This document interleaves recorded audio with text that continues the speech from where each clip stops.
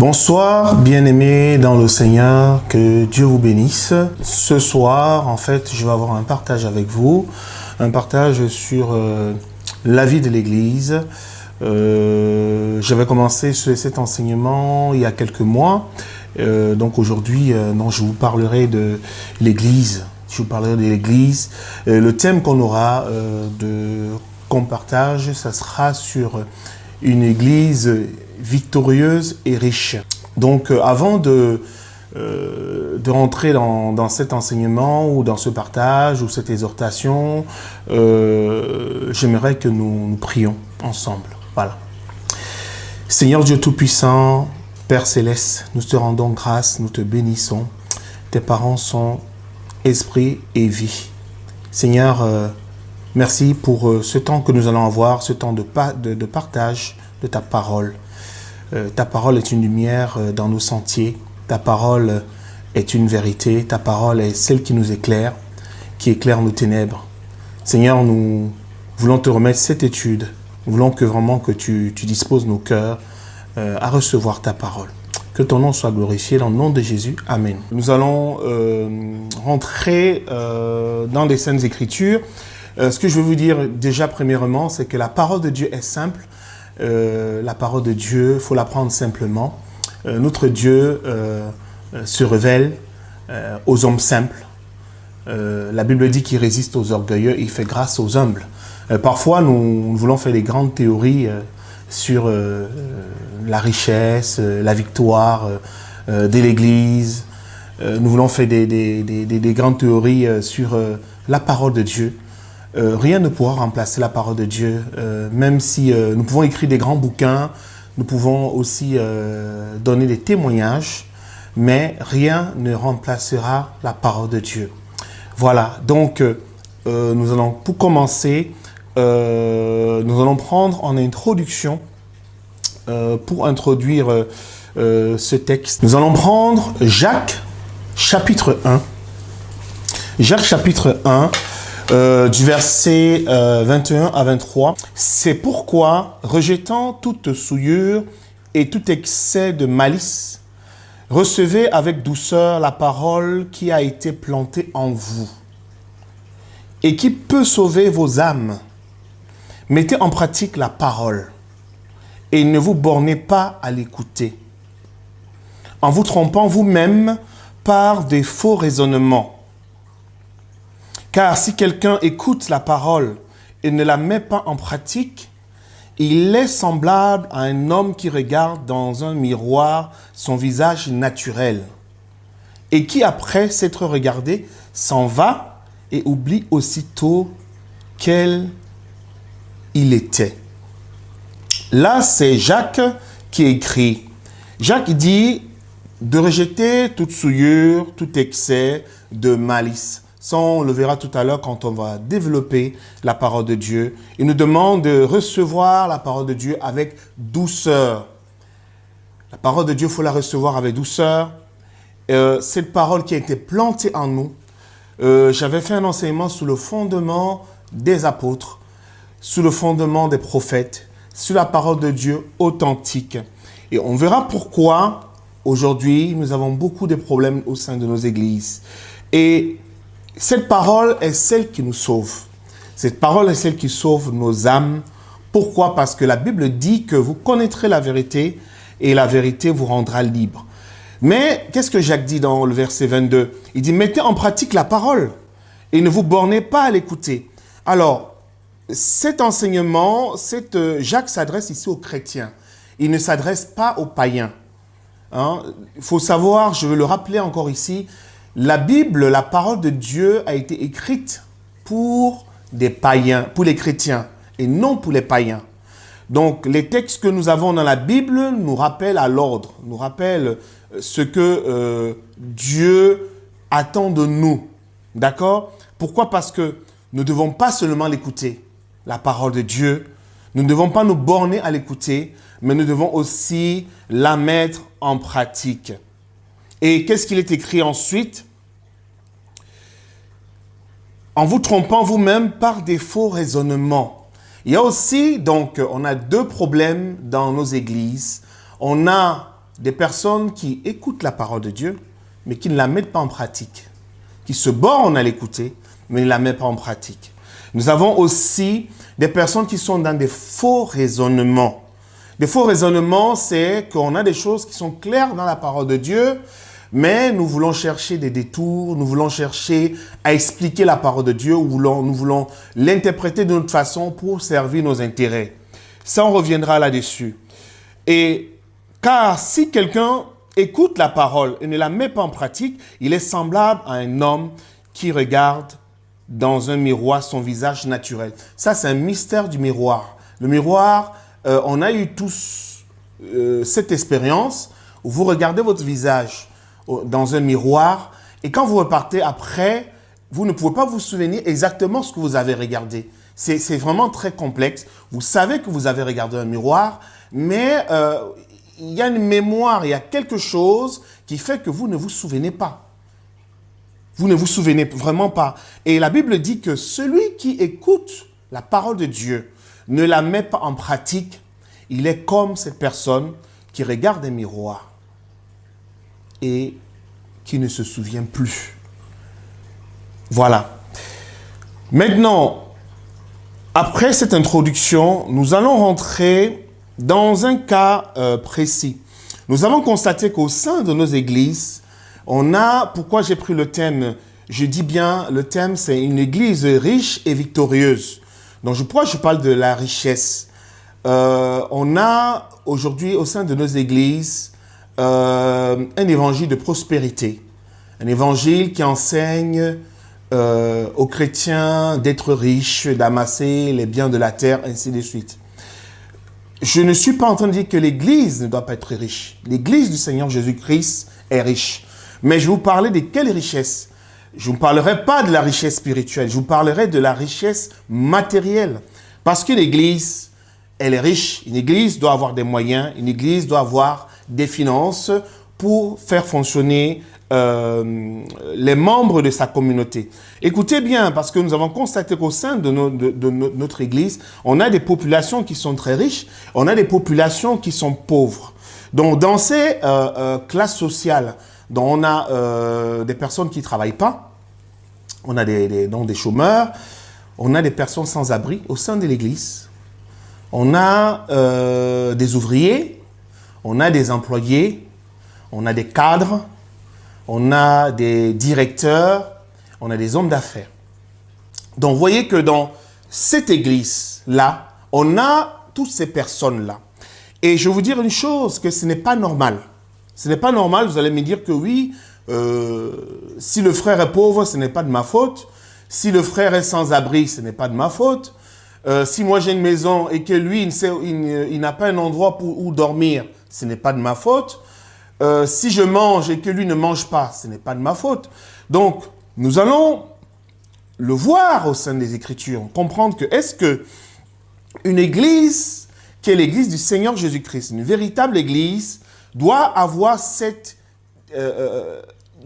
fossé, cet écart qu'il y a, que dans l'église, on a des personnes qui peuvent à peine manger, et dans la même église, on a des personnes qui mangent à l'excès. On a des personnes qui ont beaucoup de moyens. On a des personnes qui n'en ont même pas du tout. On va voir si cela est normal. Seulement, nous allons lire quelque chose. Nous allons lire un verset nous allons lire dans Actes chapitre 4, versets 32 à 35. Donc, avant de lire Actes chapitre 4, versets 32 à 35, je vais dire une chose. Les problèmes qu'on a dans l'Église sont du fait que la parole de Dieu n'est pas mise en pratique. On ne met pas la parole de Dieu en pratique. Alors, le problème, c'est que tant qu'on ne mettra pas la parole de Dieu en pratique, on aura toujours des problèmes de fonctionnement au sein de notre Église. Nous allons voir l'image de la première Église. Donc, dans Actes chapitre 4, versets 32 à 35, il est écrit « La multitude de ceux qui avaient cru n'était qu'un cœur et qu'une âme. » La multitude, ils étaient nombreux, Ils étaient des milliers, des premiers chrétiens. La nature nous enseigne, ou la société nous enseigne qu'il ne faut pas avoir honte d'imiter le bon exemple. L'église, la première église, l'église de Pierre, l'église de Jean, de Jacques, de Paul, était une église victorieuse et riche. Ils étaient une multitude. Et la Bible dit que la multitude de ceux qui avaient cru était d'un cœur, qui avaient cru et n'était qu'un cœur et qu'une âme. Une seule personne. Nul ne disait que ses biens lui appartinssent en propre. Mais tout était commun entre eux. Donc déjà, voilà la force qui faisait la première église, que ils étaient tous d'un même cœur, tous d'une même âme. Et chacun avait des biens, d'accord? Mais c'était une communauté. Et personne ne disait que ça m'appartient. Tout le monde avait des choses en commun. D'accord? C'est ce que nous lisons ici. Les apôtres rendaient avec beaucoup de force témoignage de la résurrection du Seigneur Jésus-Christ. Donc, on a un côté qui est un côté matériel, on a un côté qui est un côté spirituel. On voit que les apôtres agissaient puissamment spirituellement. Pourquoi? Parce que Dieu était au milieu d'eux, parce qu'ils étaient d'un seul esprit, d'une seule âme. Et une grande grâce reposait sur eux, car il n'y avait parmi eux aucun indigent. Alors, je veux qu'on souligne ce mot indigent. Indigent, ici, il n'y avait pas de pauvres au sein de cette église. Il n'y avait pas des gens qui étaient pauvres. Il n'y avait pas des gens qui vivaient dans la désolation. Il n'y avait pas ces chrétiens-là ne vivaient pas dans la désolation. Ils ne vivaient pas dans la pauvreté. Pourquoi? Lisons la suite. Tous ceux qui possédaient des champs ou des maisons les vendaient, apportaient le prix de ce qu'ils avaient vendu. Ils le déposaient aux pieds des apôtres et l'on faisait des distributions à chacun selon ce qu'il avait besoin. Écoutez bien, l'église était une banque, un endroit, un grenier, où chacun amenait quelque chose. Chacun amenait sa contribution, n'est-ce pas? Donc, dans cette église, comme je vous ai dit tout à l'heure, c'est exactement comme aujourd'hui. Il y avait des gens qui étaient très riches, il y avait des gens qui étaient d'une classe moyenne, il y avait des personnes qui étaient des pauvres. Mais étant rentré dans cette assemblée-là, la Bible dit qu'il n'y avait pas d'indigents. Il n'y avait pas des gens qui mouraient de faim. Il n'y avait pas des gens qui étaient dans des situations où je ne peux pas payer mon loyer. Il n'y avait pas des gens qui étaient dans une situation où je ne peux pas payer mes factures. Je ne peux pas envoyer mes enfants à l'école. Comme aujourd'hui, on est dans une église où il y a des moyens. On voit que depuis le sommet, il y a énormément d'argent. Mais en bas de la pyramide, il y a la pauvreté. Et je dis que ce n'est pas normal. Nous voyons ici que ceux qui amenaient des choses, ceux qui amenaient des offrandes, ceux qui vendaient leur maison, la Bible dit que cela n'appartenait pas aux apôtres. Cela appartenait à la communauté. Et la Bible dit ici que les apôtres, ils venaient les déposer aux pieds des apôtres parce que les apôtres, c'était eux. Ils étaient des leaders. Et il est écrit ici qu'on faisait la distribution à chacun selon qu'il en avait besoin. Selon ce qu'il avait besoin. Donc, on faisait la distribution. Mes amis, ce texte que nous venons de lire, est-ce que cela se reproduit aujourd'hui au sein de nos églises? Je vous pose la question. C'est ça la force. C'est pour cela que vous remarquez que l'église aujourd'hui n'est plus victorieuse.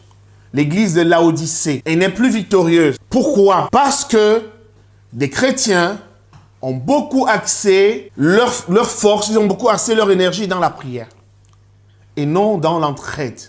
On voit que cette église, la première église, ils ne priaient pas seulement, mais ils étaient aussi dans l'action. Ils étaient dans les œuvres.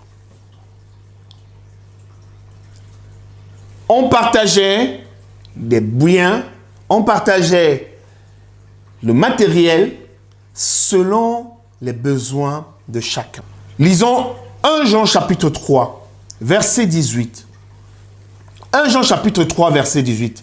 Si quelqu'un possède des biens du monde et que voyant son frère dans le besoin, il lui ferme ses entrailles, comment l'amour de Dieu demeure-t-il en lui? Comment l'amour de Dieu demeure-t-il en lui? Si quelqu'un possède des biens du monde et que voyant son frère dans le besoin et lui fermer ses entrailles, comment l'amour de Dieu demeure-t-il en lui? Jean ici parle au chrétien, son frère. Le frère, quand on parle de frère ici, il s'agit du chrétien.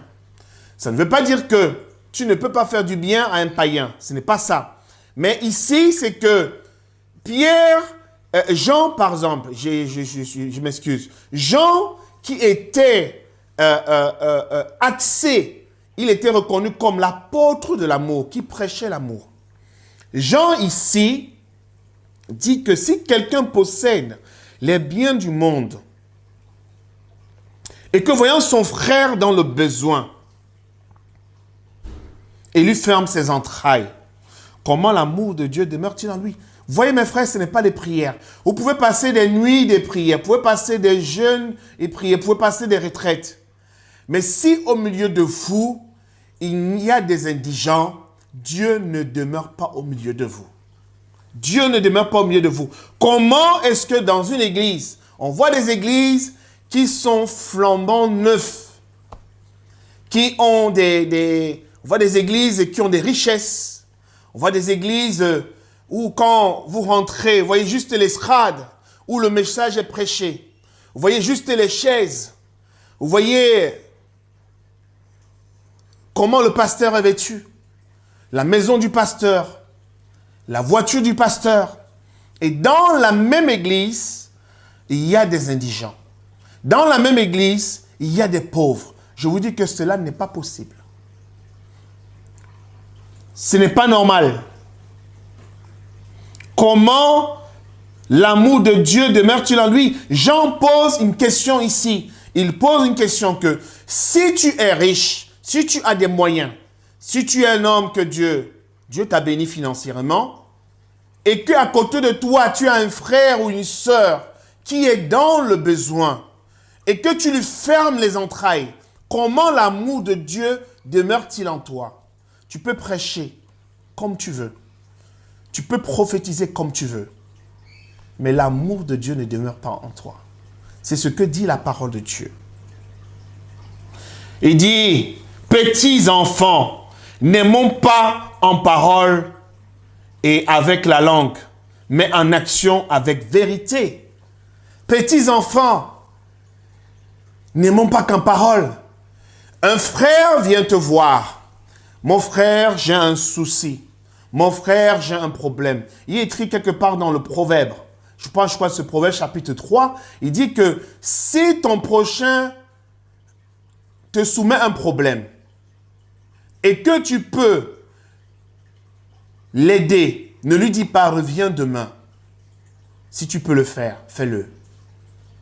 Alors, explique-moi comment ça se fait que dans l'église, il y a des gens qui passent leur temps.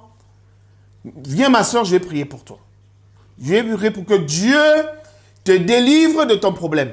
Je vais prier pour que Dieu trouve une solution alors que tu es la solution. Alors que tu as de quoi lui donner. Alors que tu as de quoi répondre à son besoin. Vous croyez que mes frères et sœurs, Dieu va envoyer l'argent du ciel? Dieu va envoyer les billets d'argent comme ça. Ça va tomber du ciel. Pour aider nos frères et nos sœurs qui sont dans l'église, qui sont dans le besoin. Non, mes frères. C'est toi qui es à côté de ton frère. Toi que Dieu a béni. Parce que quand Dieu te bénit matériellement, financièrement, c'est pour que tu pourvoies aux besoins de celui qui est à côté de toi. C'est pour que tu l'aides. C'est pour que tu l'assistes. C'est ça la parole de Dieu. C'est pour ça que nos églises, l'église d'aujourd'hui, elles peuvent être remplies. 3 000, 4 000, 5 000, 6 000, 12 000 membres. Mais combien parmi ces membres sont des véritables enfants de Dieu? Sur 1000 membres, 12 000, 3 000, 4 000, 10 000, combien sont des véritables enfants de Dieu? C'est ce que Jean dit. Petits enfants, n'aimons pas en parole. Jean dit n'aimons pas. Il ne dit pas n'aimez pas. Il dit n'aimons. C'est-à-dire que lui aussi, il s'inclut dedans. Et je vais vous le dire, n'aimons pas, parce que moi aussi je m'inclus dedans. N'aimons pas en parole et avec la langue des bonnes paroles, des belles paroles, mais qui ne font rien du tout. Mon frère, oh, ton problème là, viens, on va s'asseoir, on va prier. On va jeûner, on va prier. Tu vas faire jeûner ton frère et ta soeur pendant des jours, alors que tu as de l'argent, tu as de quoi le dépanner. Tu as de quoi faire en sorte que son problème soit résolu. Mais vous allez aller dans les prières. Mais vous vous moquez de Dieu. Si vous faites ce genre de choses, vous vous moquez de Dieu. Si tu peux aider ton frère, ta soeur, par rapport aux problèmes qui viennent te soumettre, et si tu vas dans la prière, tu vas dans le jeûne, tu te moques de Dieu. Et tu blasphèmes même contre le Seigneur. Mais la Bible nous dit d'aimer en action, c'est ce que l'apôtre Jean dit ici, aimer en action et en vérité. La Bible dit que je suis le chemin, la vérité et la vie. Jésus est le chemin, la vérité et la vie. La vérité. Aimons en vérité.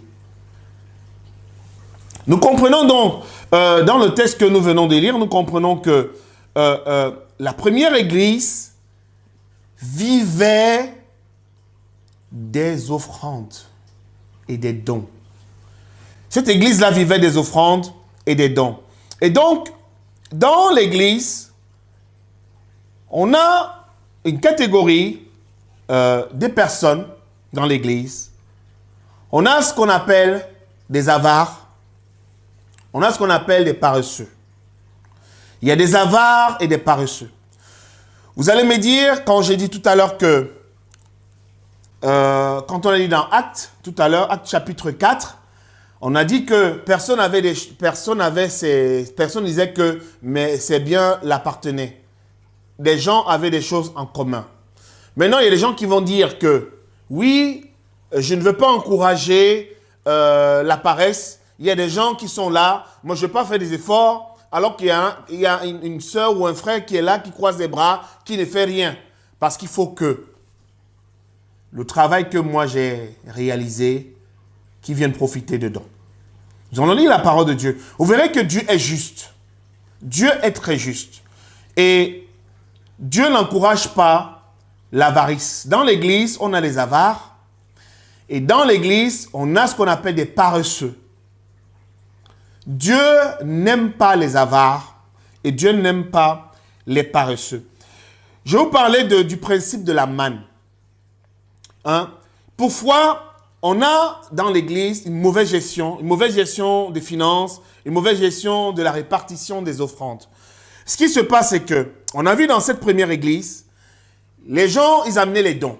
Il y en a qui vendaient leurs champs, qui vendaient, leur maison, ils vendaient leurs troupeaux.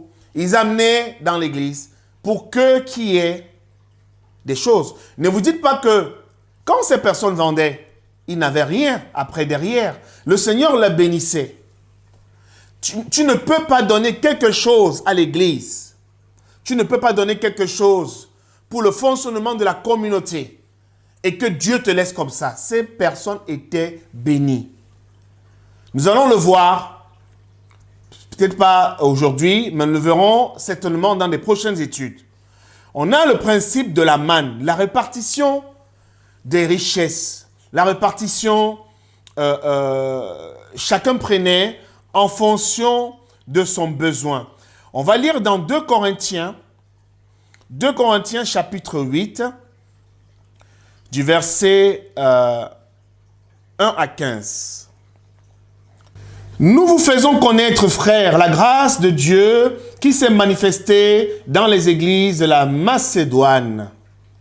Au milieu de beaucoup de tribulations qui les ont éprouvées, leur joie débordante et leur pauvreté profonde ont produit avec abondance des riches libéralités de leur part. Ils ont, je l'atteste, donné volontairement selon leurs moyens. Ils ont donné volontairement selon leurs moyens. Dans l'Église, chacun doit donner volontairement selon ses moyens. Je vous parlerai des offrandes, je vous parlerai de la dîme, je ferai un enseignement sur la dîme.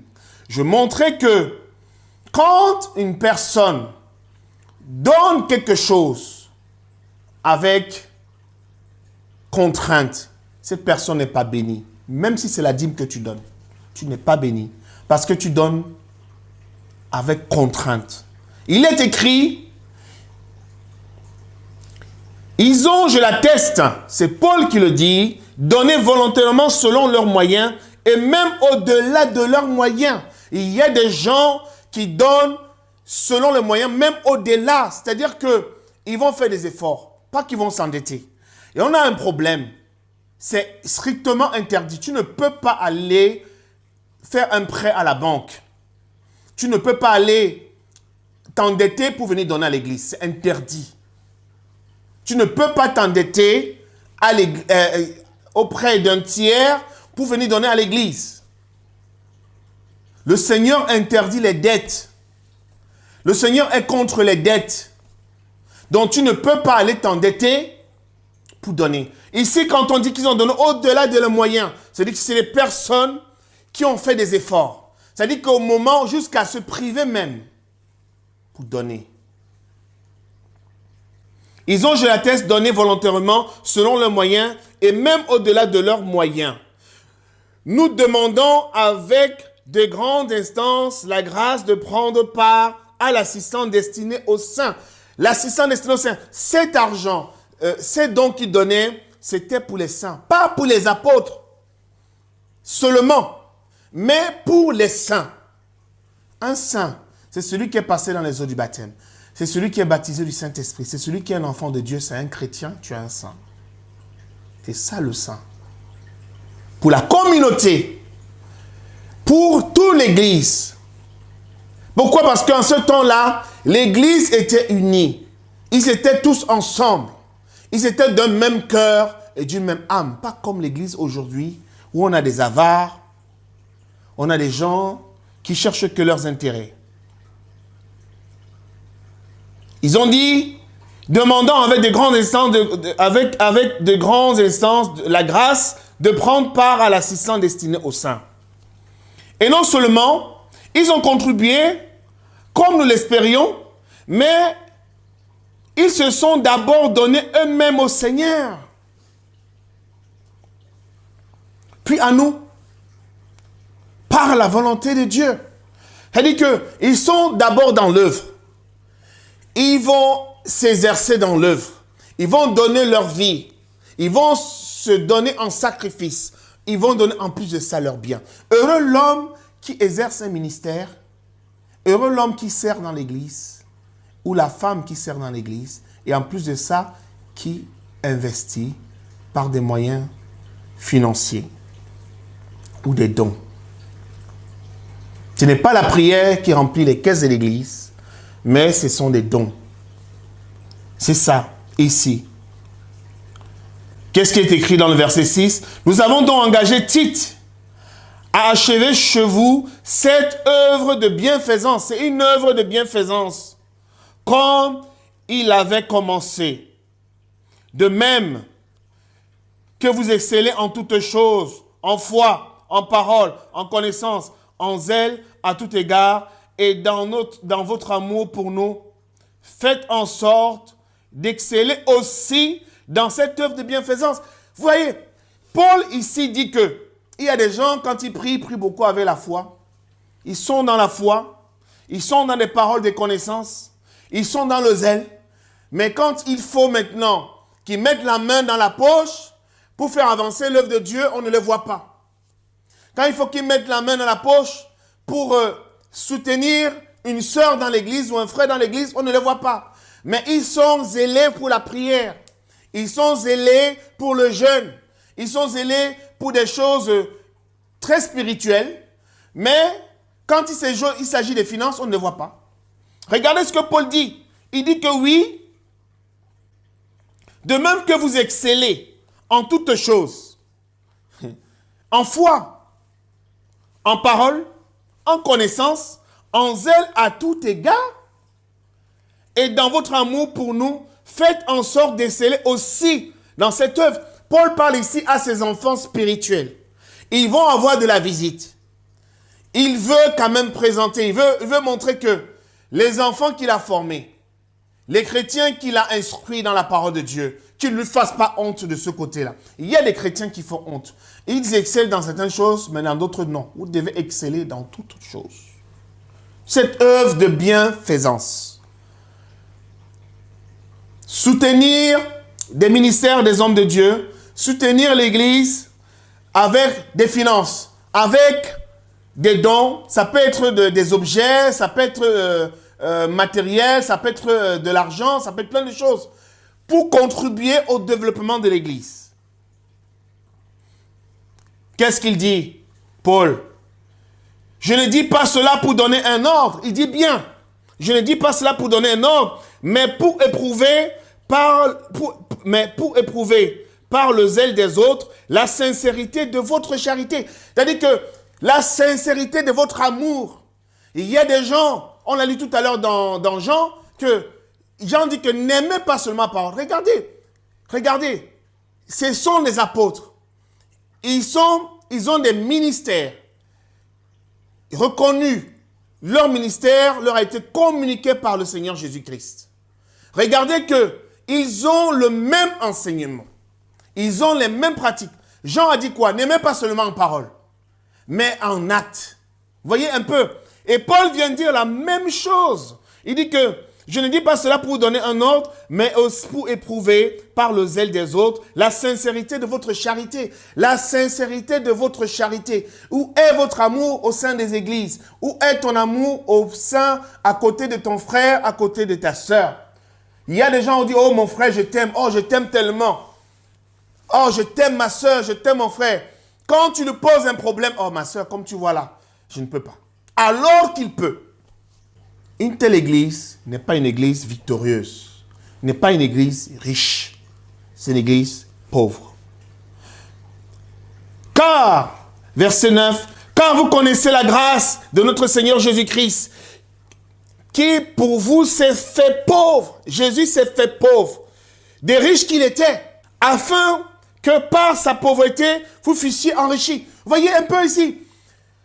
Quand je dis ici, on l'a lu tout à l'heure, que si quelqu'un possède les biens de la terre et qui ferme ses entrailles, c'est Jean qui le dit, les biens de la terre, il n'est pas interdit. Je sais que des gens peuvent parler des contradictions parce qu'il y a nos endroits qui disent que ne vous amassez pas les biens de la terre. C'est écrit ainsi. Quand Paul le dit, c'est parce que il y a des gens qui mettent tout leur cœur dedans.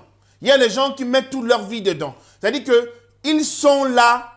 Parce que la Bible dit que là où est ton cœur, c'est là-bas qu'il y a ton trésor. Donc il y a des gens, ils pensent au matériel, aux choses du monde, plus que Dieu. Et ici, le Seigneur, Paul dit que Jésus s'est fait pauvre, riche qu'il était, pour que nous soyons enrichis. Paul ne parle pas d'ici de la richesse spirituelle. Il parle de la richesse matérielle. Il parle de la richesse matérielle. Afin que par sa pauvreté, vous fussiez enrichis. Par sa pauvreté, vous fussiez enrichis. C'est un avis que je donne là-dessus. Paul donne un avis. Il est très réservé. Il donne un avis. Qu'est-ce qu'il dit par la suite? Il donne un avis. C'est un avis que je donne là-dessus. Dit que c'est un avis qu'il a de car cela vous convient à vous qui non seulement avez commencé à agir, mais qui en avait eu la volonté dès l'année dernière. La collecte avait commencé. Déjà. Pourquoi? Il envoie ce message. Il ne veut pas frustrer les gens. Il sait qu'il y a dans cette assemblée, il y a des gens qui sont vraiment de bonne volonté qui font. Il y a dans l'église, parfois quand on prêche des messages, ceux qui ne le font pas se reconnaissent. Quand le pasteur dit qu'il y a ici des gens qui ne donnent pas leurs offrandes, ceux qui ne donnent pas leurs offrandes se reconnaissent. On n'a même pas besoin de dire que toi, ma soeur, toi, mon frère, tu ne donnes pas. Parce que quand le pasteur a dit que toi, tu ne donnes, il y a des gens qui ne donnent pas leur offrande, il y en a ceux qui ne donnent pas se reconnaissent. Ils savent. Mais Paul ne veut pas frustrer. Il veut le dire. Il dit qu'il y en a qui le font déjà et qui ont même commencé. La suite de cela, c'est quoi? Verset 10. Achevez donc maintenant d'agir, afin que l'accomplissement, selon vos moyens, réponde à l'empressement que vous avez mis à vouloir. Verset 12. Qu'est-ce qu'il est écrit? La bonne volonté, quand elle existe, est agréable en raison de ce qu'elle peut avoir à sa disposition et non de ce qu'elle n'a pas. Le Seigneur veut, parmi nous, au sein de son Église, des personnes qui ont la bonne volonté. Dieu ne te demandera jamais de donner ce que tu n'as pas. Si Dieu te demande quelque chose, c'est que tu l'as. C'est que tu as cette chose-là. Dieu ne te demandera jamais ce que tu n'as pas. Car il s'agit non de vous exposer à la détresse pour soulager les autres. Voilà. Paul ne veut pas les presser comme des citrons, mais de suivre une règle d'égalité. Dans la circonstance présente, votre superflu pourvoira à leurs besoins. D'accord? Car il ne s'agit pas non de vous exposer à la détresse pour soulager les autres, mais de suivre une règle d'égalité. Dans la circonstance présente, votre superflu pourvoira à leurs besoins. C'est ça. Ce n'est pas de vous presser. C'est que on a souvent des personnes qui ont et qui ont à l'excès. Et ici, Paul parle d'une règle d'égalité. Pourquoi d'égalité? Parce que il faut repartir des richesses. Quand je parle des richesses, je parle de l'Église. Je ne parle pas du monde. Il faut repartir des richesses. On ne peut pas accepter que dans l'Église, on ait des gens qui en ont trop. Et qu'à côté, on ait des gens qui n'en ont pas. Ce n'est pas l'Église du Seigneur Jésus-Christ. Parce que je vais dire une chose. Si tu t'es enrichi, c'est le Seigneur Jésus-Christ qui a fait en sorte que tu sois riche. Et donc, tu dois déverser ta bénédiction sur une autre personne. On parle de superflu. On parle de l'excédent. Que celui qui a cela puisse déverser. Et il faut suivre la règle d'égalité. Aussi pourquoi? Parce que ces églises-là aussi ont été soutenues quand elles ont eu des problèmes. Quand il y a cette collecte de dons, c'est pourquoi? Ça veut dire que il y a un temps, il y a des églises qui appelaient à l'aide. Moi, je connais des églises comme ça où elles sont en difficulté.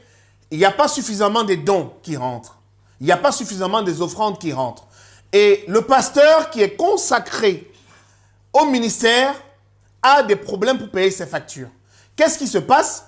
C'est d'autres églises qui vont faire des collectes pour envoyer soutenir cette église-là qui est en difficulté des finances. Pour que l'église continue à fonctionner. C'est ce qu'on appelle une communion entre les... Mais vous imaginez que si on a une église qui est très riche, le pasteur est très riche, les membres sont très riches, et il y a une église sœur qui est à côté, où le pasteur marche à pied. Il n'a même pas de moyens pour se déplacer, pour aller visiter les fidèles. Ce n'est pas normal. Alors que son collaborateur, son collègue, je vais dire plutôt, il a 2 voitures, 3 voitures. Jésus-Christ. Une telle église, si vous êtes dans de telles églises, vous n'êtes pas dans l'église du Seigneur Jésus-Christ. Parce que dans l'église du Seigneur Jésus-Christ, je vous rappelle, il est écrit dans Actes chapitre 4, ce qu'on a lu tout à l'heure, qu'il n'y avait pas au milieu d'eux d'indigents. Mes frères et sœurs, où est-ce que vous allez avec autant d'argent? Où est-ce que vous allez avec autant d'argent? Autant de richesses pour vous seuls? Où est-ce que vous allez avec tout ça? Vous amassez les biens de la terre, vous amassez autant, remplir les comptes bancaires, remplir les trucs. Quand tu regardes, tu vois des chiffres avec des numéros derrière. Ça réjouit ton cœur. Où est-ce que vous allez avec autant d'argent? Alors que, à côté de vous, il y a des problèmes, il y a des besoins. Ce n'est pas ce que le Seigneur attend de nous. Afin que leur superflu pourvoie pareillement au vôtre, en sorte qu'il y ait égalité. Selon ce qui est écrit, écoutez, je vous ai parlé de la manne tout à l'heure, selon ce qui est écrit, celui qui avait ramassé beaucoup n'avait rien de trop, et celui qui avait ramassé peu n'en manquait pas. Vous imaginez, mes frères et sœurs? C'était ça. Quand Israël marchait dans le désert, Dieu leur envoyait la manne. La manne veut dire qu'est-ce que c'est? Ils n'avaient que ça. Ils mangeaient la manne. Et Dieu, c'était le ramassage tous les jours. Et quand tu sortais, chacun devait prendre en fonction du besoin de sa famille. Si vous êtes 7, vous prenez pour 7. Si vous êtes 3, vous prenez pour 3. C'est comme ça. Si tu es 1, tu prends pour une personne. Et ça fait que, selon ce que Paul enseigne ici, celui qui écrit que celui qui avait ramassé beaucoup, tu penses que tu as ramassé beaucoup, il n'y en avait rien de trop. Et celui qui avait ramassé peu n'en manquait pas. C'est ça, l'église. Regardez, mes frères et sœurs, il n'était pas pauvre. Je vous dis une chose, que même Paul n'était pas pauvre. Il a eu des moments difficiles dans sa vie. Paul travaillait de ses mains, il faisait des tentes pour pouvoir avoir ses besoins. Et contribuer à ses déplacements, payer ses voyages missionnaires et contribuer au déplacement de Tite, Timothée, ses enfants. Pour vous dire que il n'était pas pauvre. Paul, non. Il avait ce qui le suffisait. Quand quelqu'un est riche, il méprise le Seigneur. Quand quelqu'un est riche, tu méprises Dieu. Tu ne connais pas Dieu. Quand tu es pauvre, tu le maudis. La pauvreté, c'est une malédiction. Dans l'église, on doit avoir, le chrétien doit chercher ce qui le suffit. Donne-nous aujourd'hui notre pain quotidien. C'était ça la prière que le Seigneur Jésus-Christ. Ça ne veut pas dire que tu ne peux pas rouler en voiture, tu ne peux pas vivre dans une belle maison. Ça ne veut pas dire ça. Mais ça veut dire que ce que tu dois avoir, tu ne dois pas être dans l'excès. Non. Tu dois avoir ce qui te suffit. Un chrétien doit avoir ce qui suffit. Les choses là de ce monde-là, l'excès, c'est pas bon. Quand il y en a trop, tu déverses sur un frère. Je suis sûr que si tu en as trop, si tu regardes autour de toi, tu vas voir quelqu'un qui est dans le besoin. Forcément. Parce qu'on est dans un monde où des richesses sont mal reparties. On a des gens qui sont trop riches, on a des gens qui sont pauvres. Et Dieu dans son église, regardez, même le monde fonctionne comme ça. Et Dieu ne veut pas ça dans son église. Dieu ne veut pas qu'il y ait des gens qui soient trop riches et alors que les autres sont pauvres. Dieu veut qu'il y ait un équilibre. C'est pour cela que cette parole le dit, hein, afin que leur superflu pourvoie pareillement au vôtre, et de sorte qu'il y ait égalité. Égalité veut dire égal. 1 égale 1. 2 égale 2. C'est ça. Égalité. Le mystère de la manne, selon qui est écrit, celui qui avait ramassé beaucoup n'en manquait rien, n'en avait rien de trop, et celui qui avait ramassé peu n'en manquait pas. Revenons la suite de ceci. Donc, nous venons de lire cela. Nous avons vu que dans l'église, il y a des avares. Il y a des gens qui sont des avares, qui parlent qu'en parole, mais derrière, il n'y a pas des actions. Donc, on a vu le principe de la manne, c'est un principe d'égalité. Le principe, c'est que Dieu envoyait la manne à tout le monde. Tout le monde mangeait la manne, même les prophètes, même Moïse, tout le monde. Tout le monde était sur le même piédestal. Tout le monde était à égalité. Chacun mangeait la manne parce que c'est la nourriture que Dieu envoyait qui tombait du ciel. Donc dans cette église, notre église moderne, donc nous avons cette église, ça fonctionne, l'église d'aujourd'hui fonctionne vraiment comme une entreprise.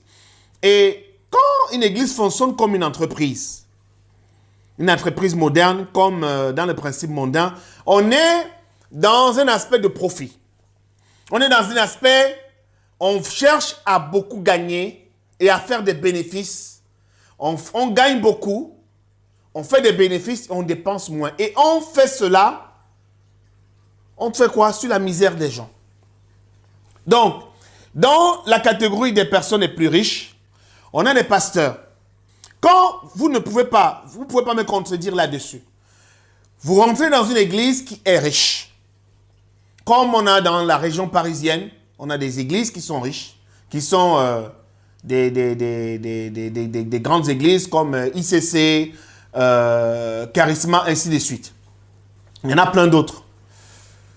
Les pasteurs de ces églises ont beaucoup de moyens. Mais vous remarquerez que ils ne sont pas tous riches dans cette église. Pourtant, le pasteur a des moyens.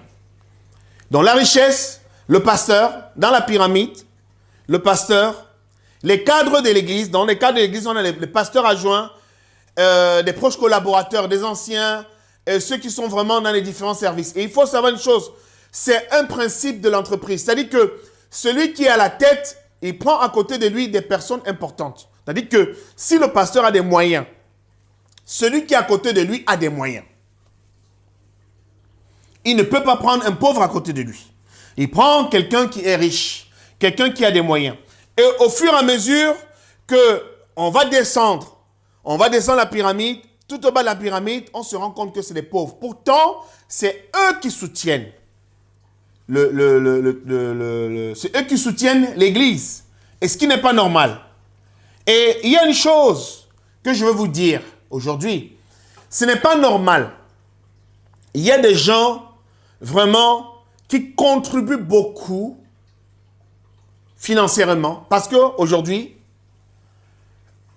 l'église vit des finances.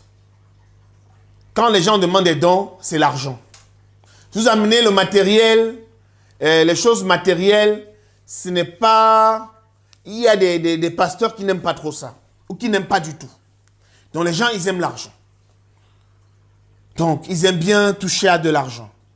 Et il y a vraiment des gens qui financent beaucoup dans ces églises, mais leur vie ne change pas. Ça, on va le voir tout à l'heure. Et je vous dis une chose que ce n'est pas normal. Quand tu sèmes, quand tu finances le ministère, quand tu soutiens les ministères, c'est tout à fait normal qu'au bout d'un temps, tu récoltes. Il faut récolter. Quand tu as sémé, il faut récolter. Ce n'est pas normal de continuer à s'aimer et que tu ne récoltes pas. Ce n'est pas normal, ça n'existe nulle part. Quand tu sèmes, il y a un moment, il faut récolter. Nous trouvons une chose dans 2 Corinthiens, chapitre 12, verset 14. Nous allons lire ce passage qui est très très important. 2 Corinthiens, chapitre 12, verset 14. Voici, pour la 3e fois, je suis prêt à aller chez vous. C'est Paul qui parle ici. Je vous serai point en charge, car ce ne sont pas vos biens que je recherche. C'est vous-même.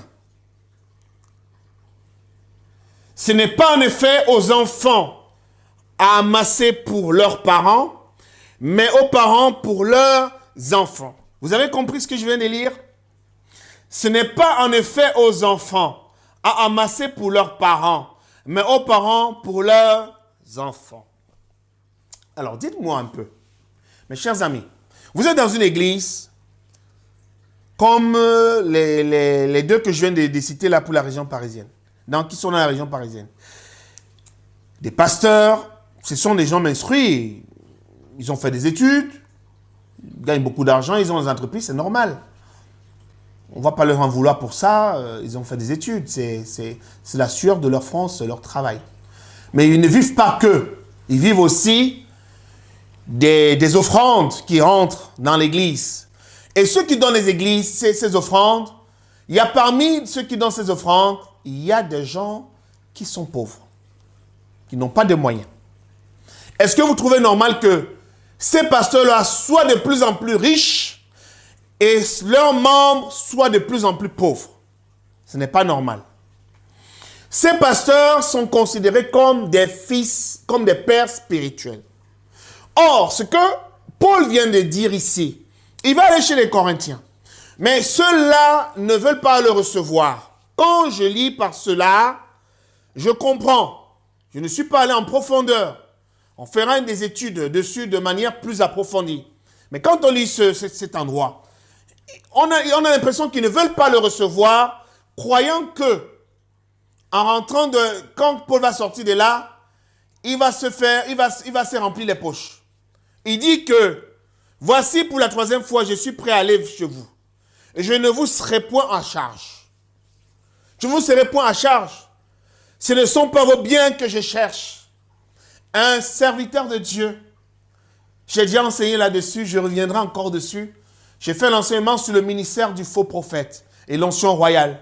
Je reviendrai là-dessus sur d'autres enseignements. Donc, je ne vais pas m'attarder dessus pour ne pas polluer cette étude ou cette exhortation, comme vous voulez. Paul dit ici qu'un pasteur, un évangéliste, un apôtre, un prophète, un docteur doit prendre soin de ses enfants spirituels. Ce n'est pas leur bien qu'il doit rechercher. Il y a des pasteurs comme ça, quand ils regardent les brebis éparpillées dans la salle, ils voient 1 euro, 100 euros, 200, 300, 400, 500. C'est les têtes, c'est les billets des héros qu'ils regardent. Ils ne voient pas des personnes. C'est le matériel qu'ils cherchent. Paul dit ici que ce n'est pas vos biens. C'est vous que je cherche. Ce n'est pas en effet aux enfants à amasser pour leurs parents, mais aux parents pour les enfants. Quand on met des enfants au monde, puisqu'ils sont vos pères spirituels, puisqu'ils vous ont mis au monde spirituellement, parce qu'il y en a beaucoup de gens qui se donnent ce titre, je suis le père spirituel. Puisqu'ils sont des parents spirituels, puisqu'ils sont vos pères spirituels, je te le dis aujourd'hui, voilà le message que je t'adresse. Conformément à la parole que nous venons de lire, ce n'est pas aux enfants de donner, d'amasser pour leurs parents, mais c'est les parents le faire. Puisqu'ils sont les pères spirituels, ils sont au-dessus de la pyramide, ils ont beaucoup de moyens. Quand tu as un problème de facture, aujourd'hui, je ne vous parle pas de prière, de vie spirituelle, je ne parle pas de tout ça. Parce qu'on passe le temps à parler de la prière, de la spiritualité, alors qu'on a des choses qui sont des choses matérielles. Ce n'est pas Dieu qui va renvoyer de l'argent. L'argent ne va pas tomber du ciel. C'est toi et moi. Nous devons nous soutenir spirituellement. Nous devons nous soutenir matériellement. Regardez bien. Qu'est-ce qui est écrit ici que c'est aux parents d'amasser pour leurs enfants. Donc, quand tu as un problème d'argent, je te le dis aujourd'hui, tu vas voir ton pasteur. Tu dis que papa, mon père spirituel, bishop, tous ces noms que tu peux l'appeler, docteur, évangéliste, apôtre, j'ai des problèmes d'argent. Ça fait 3 jours que je ne mange pas. Mes enfants ne sont pas partis à l'école. Je n'ai pas payé mes factures. Va voir ton pasteur à qui tu donnes des offrandes tous les dimanches. Qui prend ta dîme et tes offrandes. Quand tu as un problème, tu vas le voir. Il dit que, papa, j'ai un problème. Si ce pasteur-là ne te soutient pas, quitte cette église. Ne reste pas là. Il ne faut pas rester. Ça, je te le dis. Voilà ce que nous venons de lire. S'il te dit que, oh, ma fille vient, oh, je connais certains. Bon, viens, on va prier pour que le Seigneur trouve une solution à ton problème. On va prier pour que le Seigneur te délivre. On va prier pour que le Seigneur envoie quelqu'un sur son chemin. Alors qu'il est là, il peut te soutenir. Ce message, ce qu'on venons de lire depuis le début, tous les textes que nous venons de lire, Ça concerne tous les chrétiens. Quand un chrétien, c'est un pasteur. Un chrétien, c'est un apôtre. Un chrétien, c'est un évangéliste. Un chrétien, c'est un docteur. Un chrétien, c'est un diacre, une diaconesse, un ancien, si vous voulez, tout ce que vous voulez. C'est un chrétien. La parole de Dieu concerne tout le monde. Donc, si tu as des problèmes d'argent, tu donnes les dîmes, tu donnes les offrandes. Depuis des temps, tu sèmes. Ce n'est pas normal que tu sèmes et que tu ne récoltes pas. Tu continues à s'aimer dans la loi de la semence. Quand tu sèmes, tu récoltes. Mais les mêmes gens vont tout te dire, continue à s'aimer ma fille, continue à s'aimer, Dieu va te bénir, Dieu va te bénir. Tu vas te bénir quand? Tu vas mourir comme ça. Où tu es le résultat de ton travail. C'est ça. Donc, quand tu as un problème des finances et que tu es fidèle aux offrandes et que tu donnes ta dîme, tu donnes tes offrandes, tu soutiens dans l'église, ne serait-ce que tu donnes même que tes offrandes. Tu as un problème, tu vas voir ton pasteur. S'il n'a pas, il faut qu'il fasse ce qu'on appelle un appel au don. C'était ça, le fonctionnement de cette église. C'est-à-dire que quand le pasteur ou ceux qui étaient des responsables spirituels dans l'église, quand ils ne pouvaient pas répondre aux besoins financiers, ils faisaient ce qu'on appelle un appel au don.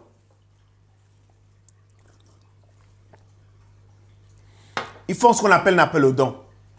Et on lance des dons. Et quand on recueille les dons, ce n'est pas pour lui. On partageait et on résolvait des problèmes qui étaient dans la communauté. Et c'est pour cela que la première église n'avait pas de problèmes. La Bible dit que il n'y avait pas au milieu d'eux, d'indigents. Il n'y avait pas de pauvres. Si ce pasteur-là dans cette église, s'il ne peut pas te soutenir, c'est qu'il y a un problème grave dans l'église. Et s'il est vraiment sincère et qu'il ne peut pas te soutenir financièrement, il y a un problème très très grave dans l'église. Parce qu'une église ne peut pas fonctionner sans finances. On a vu le cas d'Ananias, qui étaient des avares, qui étaient des profiteurs. Et là, dans l'église, on a des profiteurs. Des gens, quand il y a une collecte, ça profite à tout le monde. Mais le jour où quand c'est lui, il cache, il ne déclare pas tout. La Bible dit que faites savoir, faites part à vos dirigeants vos biens. Il n'est pas dit que donner à vos dirigeants les biens. Non, il ne dit pas de leur donner. Il dit de faites part, faites-leur connaître. Tu dois déclarer. Pourquoi? Parce qu'il ne doit pas manquer dans l'église, dans le fonctionnement de l'église. Il ne doit pas manquer des moyens. Et quand ces moyens sont donnés, il faut que cela soit reparti. Ce n'est pas pour le pasteur. S'il y a des offrandes qui arrivent dans l'église et que le pasteur prend pour lui, c'est un voleur. C'est un faux pasteur. C'est un brigand. C'est un agent du diable. Donc, si tu as un souci, tu vas voir ton pasteur. Le pasteur qui ne soutient pas sa brebis, financièrement et qui ne fait pas le nécessaire. On a vu même dans nos parents naturels, quand tu viens lui soumettre un problème, quand il ne peut pas faire, il va emprunter, il va s'endetter. Mais ce n'est pas le cas de l'église. Quand un pasteur, sa brebis vient le voir pour dire que j'ai un besoin financier et le pasteur dit que viens, mettons-nous à genoux, prions. Alors qu'il peut le faire, il a des moyens pour le faire. C'est grave. Je veux que vous sachiez une chose, c'est que dans la maison de Dieu, tout le monde doit travailler, tout le monde doit contribuer. Tout le monde doit faire quelque chose. Il n'y a pas des gens qui sont là, qui ne font rien, qui attendent que d'autres personnes investissent pour qu'eux, ils viennent profiter. Ça n'existe pas. Dans la véritable église du Seigneur Jésus-Christ, sur cette terre, ça n'existe pas. 2 Thessaloniciens, chapitre 3, versets 8 à 10. Nous n'avons mangé gratuitement le pain de personne. C'est Paul qui le dit. Quand nous, il parle, lui et ses collègues, ses compagnons d'œuvre. Mais dans le travail et dans la peine, nous avons été nuit et jour à l'œuvre pour n'être à charge à aucun de vous. Ils étaient nuit et jour à l'œuvre pour ne pas être en charge. Ce n'était pas la prière. Ils n'étaient pas là en train de prier, en train de jeûner. Non, il dit, il travaillait. Il travaille de la main.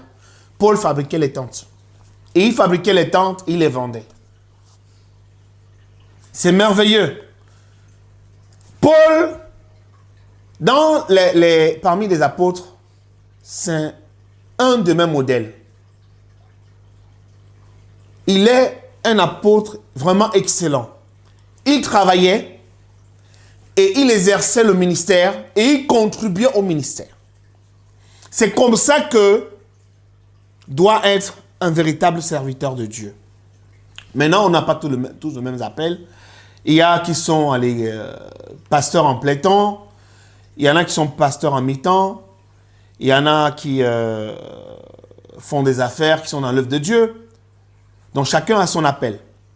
Et ici, Paul, dit que nous n'avons mangé gratuitement le pain de personne, mais dans le travail et dans la peine, nous avons été nuit et jour à l'œuvre pour être à charge à aucun de vous. Il travaillait pour ne pas demander l'argent par-ci, par-là. On reviendra sur ces enseignements. Des pasteurs, des faux pasteurs, qui sont dans ces doctrines d'alliance, qui demandent plein d'argent par-ci, par-là, pour satisfaire leurs besoins charnels. Paul, ce n'était pas ça. Et ses coéquipiers, ce n'était pas ça. Ce n'est pas que nous n'usions pas droit, nous usions le droit, mais nous avons voulu vous donner en nous-mêmes un modèle à imiter.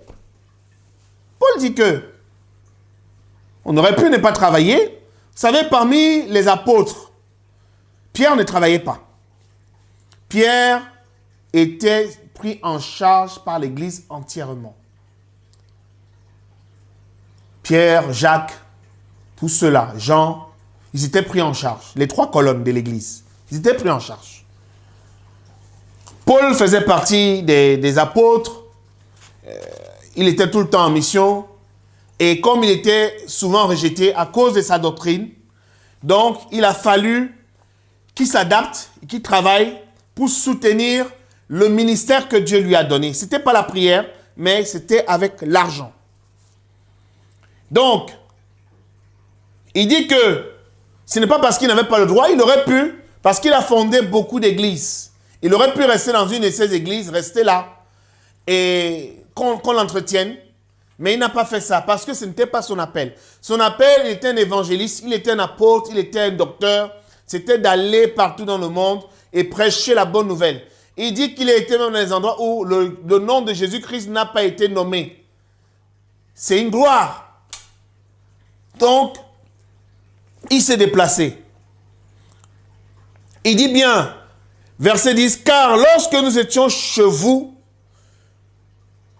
nous vous disions expressément, si quelqu'un ne veut pas travailler, qu'il ne mange pas non plus. »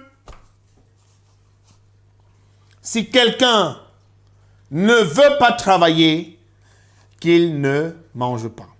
C'est sur ce point-là que je veux m'arrêter. Donc, je vais faire un résumé rapidement.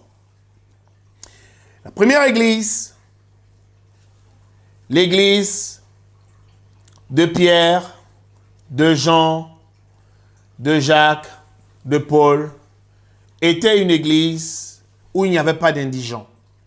Cette église était riche matériellement, financièrement. Pourquoi? Parce que les gens, ils avaient tout en commun. Donc, chacun allait vendre ce qu'il avait et il donnait cela à l'église pour un partage et chacun prenant selon son besoin. Selon le besoin. Je referai un enseignement dessus prochainement, ce que c'est que le besoin. Parce qu'il y a des choses dont nous n'avons pas besoin. Mais nous voulons les accaparer. Nous voulons que cela vienne dans nos vies. Nous voulons en posséder. Alors que nous n'avons pas besoin. Donc il y a des choses qui sont utiles. Il y a des choses, d'autres qui ne le sont pas. Donc, chacun partageait selon le besoin. Ne nous bornons pas seulement à écouter la parole de Dieu, mais nous devons aussi la mettre en pratique. Et nous avons compris que s'il y a un mauvais fonctionnement au sein de nos églises, c'est d'abord, c'est les dirigeants de l'église qui en sont responsables. Donc, la parole de Dieu doit être appliquée. La parole de Dieu, c'est une loi qui doit être appliquée. C'est un commandement. donc cela doit être appliqué. Si elle n'est pas appliquée, donc il y a un désordre au sein de l'Église. Donc nous avons compris que ces personnes-là, il y avait des moyens, il y en avait qui étaient riches, il y en avait qui n'avaient pas. Et quand ils partageaient les richesses, il y avait égalité. Donc ça fait qu'il n'y avait pas de pauvres au milieu d'eux.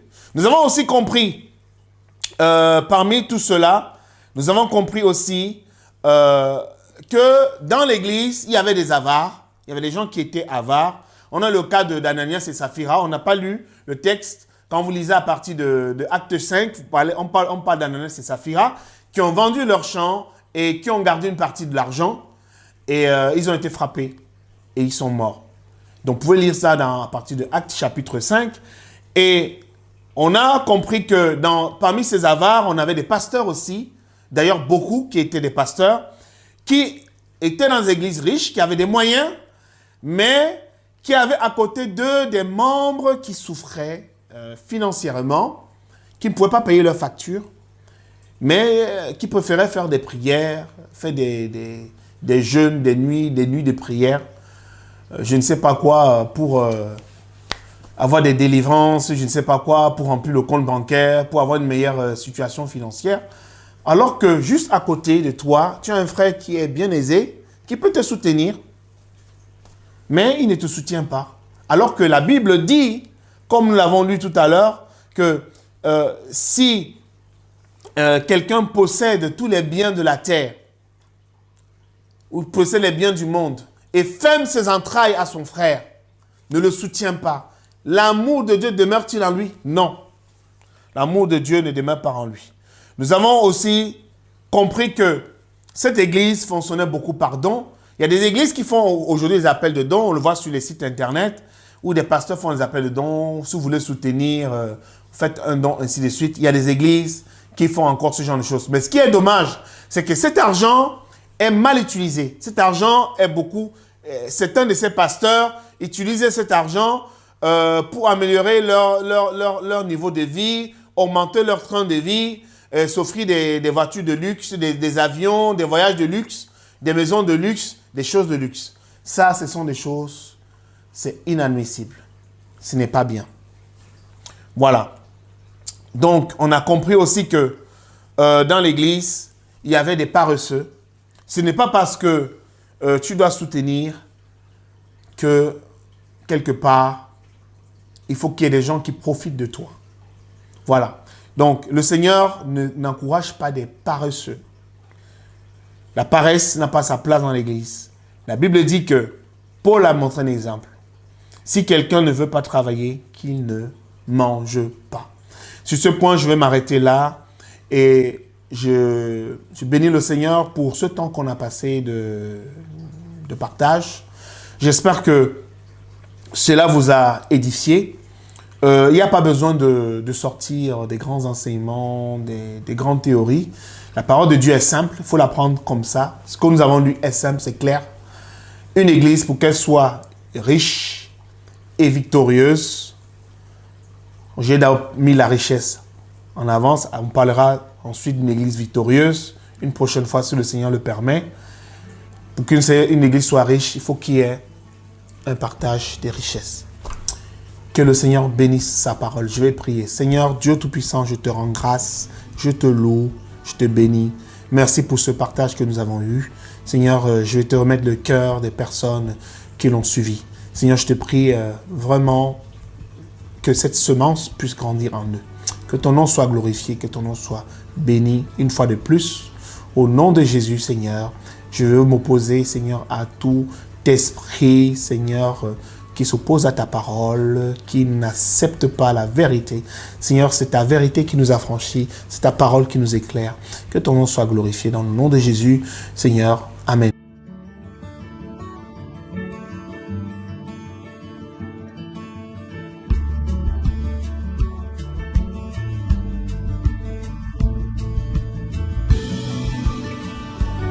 Le chant de Dieu, la semence authentique et originelle. Le chant de Dieu. Foi, espérance et amour.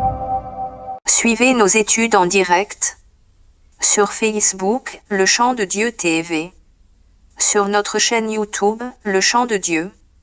sur notre site internet www.lechamdedieu.com.